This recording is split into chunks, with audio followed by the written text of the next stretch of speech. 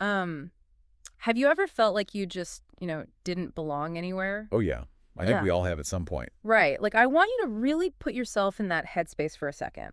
Imagine you are stepping into a completely alien environment.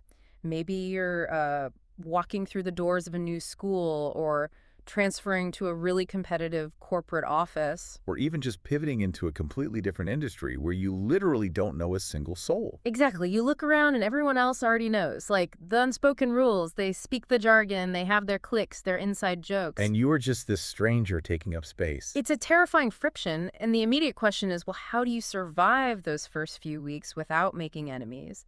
And more importantly, how do you go from just surviving on the outskirts to actually building a place where you genuinely belong? Well, that feeling of alienation, it's actually one of the most stressful human experiences. Yeah. Mostly because it triggers our deepest evolutionary alarms. Like a survival instinct. Basically, yeah. I mean, human beings didn't survive millennia by being lone wolves. We survived by forming these tight-knit tribes. Right. From an evolutionary psychology standpoint, being cast out of the group used to mean literal death. So when we enter a new environment and feel that lack of belonging, our threat responses just go into absolute overdrive. Wow. So it's a physical reaction. Oh, absolutely. Right. We experience anxiety, a massive drop in confidence, and this really desperate search for emotional security. Which is pretty much exactly the dilemma faced by the protagonist of the hit anime series Mushoku Tensei. Yes, exactly. Now, before you assume we're just geeking out over fantasy lore today, let me stop you. This deep dive is not a plot recap of a fantasy story. Not at all. Today's source material is actually a really fascinating set of analytical notes that treat the Academy arc of this series as a masterclass in what the author calls shōzijutsu. Which roughly translates to practical worldly wisdom. Right. The mission today is to extract the surprisingly grounded psychological lessons hidden inside this fantasy world. We're talking about navigating office politics, building mental resilience, and forging the deep human connections that pull us out of isolation. And the beauty of this specific arc is that it treats a magical academy not just as a playground for wizards, but as a ruthless microcosm of real-world human dynamics. Which is so relatable. Yeah, because the protagonist, who in his past life was a completely isolated shut-in, has to actually figure out how to integrate into a complex hierarchical society. And the strategies he uses to avoid friction and build trust, they map perfectly onto how we navigate modern workplaces. They really do. So let's start with that initial friction. Because before you can thrive in a new environment, you have to, well, survive the initial social landmines, right? Right, you can't build a tribe if you get thrown out of the village first. Exactly. So the notes heavily emphasize this concept of the armor of humility. And there's this brilliant quote detailing how the protagonist views his own social strategy. It says, "The mud bog is humble. He doesn't boast, knowing that arrogance creates friction." I love that analogy. Think about the physics of a mud bog. Oh, okay. It just absorbs impact. It doesn't reflect energy back. It just settles and swallows whatever is thrown at it. So how does that apply to us? Well, when you enter a new hierarchy, especially at the bottom, your raw talent or your shiny new degree, they're actually massive liabilities. Wait, really? Your achievements are a liability. Yeah, because if you flash your brilliance too early, you inevitably trigger the insecurities of the established members above you. You create a threat response in them. Oh, I see. So hiding your true capabilities early on, it isn't about having low self-esteem. It's a tactical shield. You're signaling to the tribe, hey, I am not here to challenge the alpha. I am safe. That makes a lot of sense. And the sources take that a step further. They talk about weaponizing etiquette to maintain that safety. Oh, the bowing. Yes. They describe giving a deep, incredibly respectful Japanese-style bow to a hostile or toxic authority figure. And you aren't doing it because you deeply respect their character. You're doing it because absolute, overwhelming politeness creates an impenetrable barrier. Exactly. You are giving a bully or a toxic manager absolutely zero surface area to grab onto. Like Teflon. Right.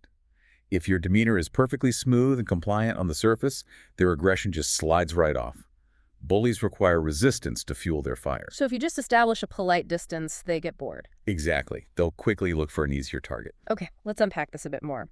Facing a furious boss in a Monday morning status meeting is basically like facing a high-level fantasy monster, and I was honestly a bit conflicted about the preemptive bathroom apology technique they mentioned. Yeah, that one's controversial. Right. So the scenario is you make a mistake, And instead of waiting for the big meeting to address it, you hunt the angry party down in a private space like the hallway or the restroom and apologize before the meeting even starts. Right. Doesn't that make you look incredibly weak and submissive?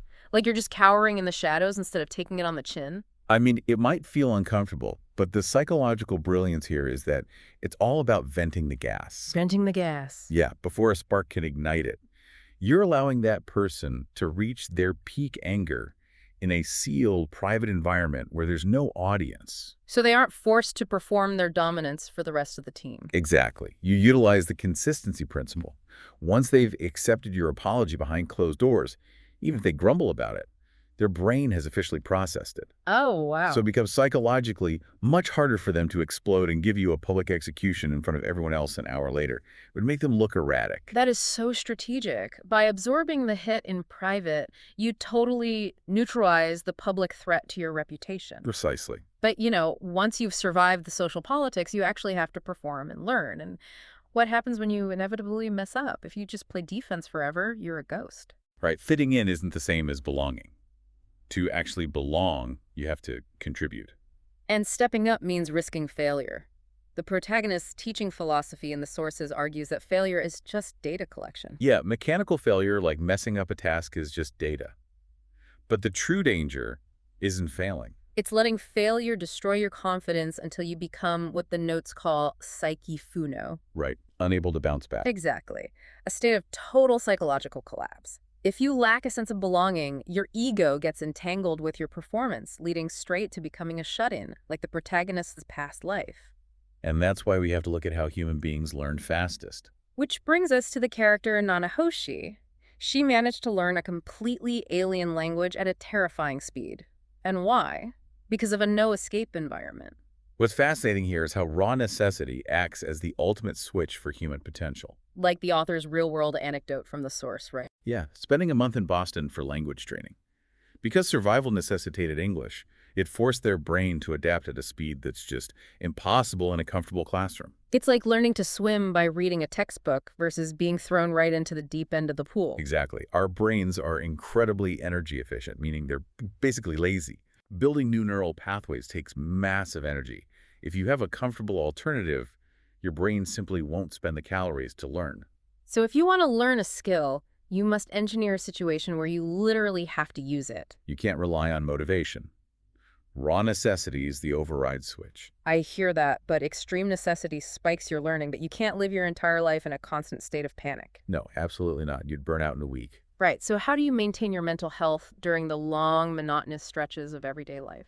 Well, the source material explains the immense power of a boring routine. Doing the exact same thing every day. Train, study, eat, sleep. It automates your life. It removes the emotional decision-making. Exactly. It conserves your cognitive load and stabilizes your mental baseline. You save your energy for when a real crisis hits. The notes call this building mental muscle, and there's this great quote, "Muscles are jealous. If you don't pay attention to them daily, they look the other way." It's so true. But here's where it gets really interesting. The text suggests forcing yourself to do one thing you hate every single day. The daily microstressor. Yeah, embracing microstressors to prevent your spirit from becoming fragile? But I have to push back here. Okay. Modern culture tells us to follow our passion and only do what we love. Isn't forcing ourselves to do things we hate completely counterproductive to happiness? This raises an important question about the danger of over-optimization. What do you mean? Well, if we remove all friction from our lives, we actually lose our resilience. Our psychological immune system basically atrophies. Oh, so we lose our calluses? Precisely. If you avoid all discomfort, the moment a real, unavoidable crisis hits, you have no baseline tolerance for suffering. You just shatter. Wow. So, small, daily doses of discomfort, a grueling workout, a tedious task, they are preventative medicine for the mind.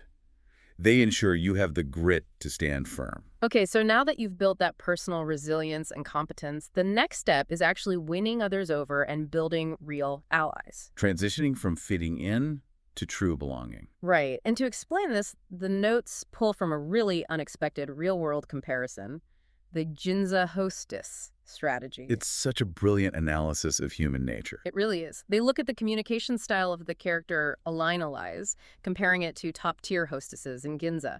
It's all about making the other person the absolute star of the interaction. Right, using a soft demeanor, intense affirming eye contact, and just eliminating all intimidation. And it pairs with this tactic called giving away the flower, basically letting others take the credit for a victory. Because when you let them feel like the hero, you secretly plant a really powerful debt of gratitude. It's so funny, the brilliant absurdity of applying Ginza hostess tactics and corporate credit sharing to a high fantasy magic setting. But human nature is exactly the same, whether you're fighting dragons or fighting for market share. Totally. It works so universally because it's fundamentally about fulfilling that deep human need for validation and approval. We are all basically starving for undivided attention. Yes. And the simplest, most universal tool for disarming hostility is just a smile. Like the protagonist's encounter with the terrifying supered warrior, proving that returning a smile is the ultimate cross-cultural sign of non-hostility. It signals, hey, I'm safe. I'm not a threat. Right. So all of these interpersonal tactics build toward the ultimate realization about what true strength actually is in the real world. And this is where they introduce connection power, or kanekushan power. Yes. The idea that true power isn't about being a solo powerhouse. It's about having a network of experts and influential people who trust you enough to act on your behalf.